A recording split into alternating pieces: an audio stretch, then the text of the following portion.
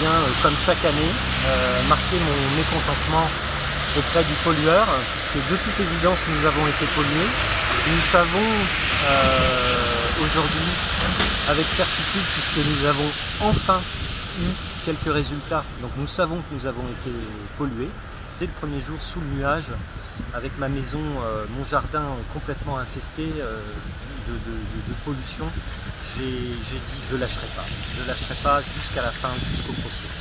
Régulièrement, toutes ces particules, elles sont dans la ville et c'est une honte. Lubrizol, c'est un scandale d'État.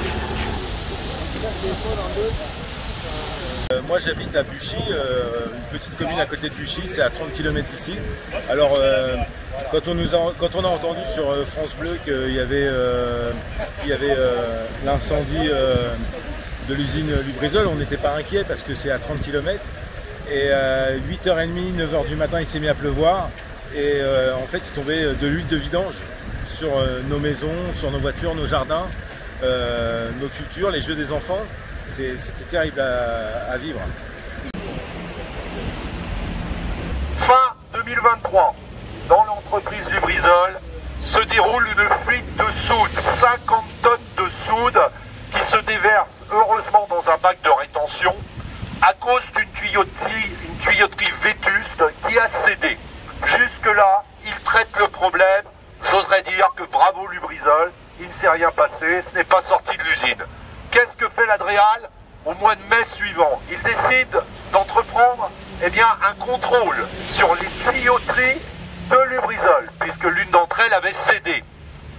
Première chose que demande l'Adréal, c'est le plan intégral des tuyauteries dangereuses de l'usine. C'est marqué sur le rapport. L'industriel a été incapable de fournir un plan. Ce plan n'existait même pas. Et il est en train de se faire. Ce qui est quand même hallucinant après ce qu'on a vécu ici. Mais c'est pas le plus beau. L'Adréal, voyant qu'il n'y a pas de plan, demande tout simplement à avoir les contrôles sécurité de ces tuyauteries chez Lubrizol dangereuses. Elles doivent être normalement inspectées tous les 12 à 60 mois. Tenez-vous bien, la dernière inspection qu'a fournie l'industriel datait de 2015. Nous sommes en 2024. Même au moment de l'incendie, ils étaient déjà en infraction. La ministre de la Transition... Il y a quand même des choses qui existent. En tout cas, ça existe. C'est le dispositif FR Alert. Donc on appelle ça le cell broadcast, c'est-à-dire on va informer les populations dans un secteur où il y a un incident industriel. En réalité, ça marche, c'est opérationnel. Sauf que celui qui décide d'actionner ou pas ce système FR Alert, c'est le préfet. En 2023, on a 82 accidents industriels dans les entreprises Seveso contre 74 en 2019. Donc on n'est pas sur une réduction, et c'est pas seulement un effet juste pour 2023, on est sur des chiffres, on est sur une crête haute, en tout cas qui n'a pas diminué depuis 2019. Et dans le département, vous le savez, en tout cas pour ceux qui sont ici, proche de chez nous, on a eu Multicell, dont on nous a dit au début que c'était pas eux, que c'était les papiers de cheminée qu'on brûlait, etc.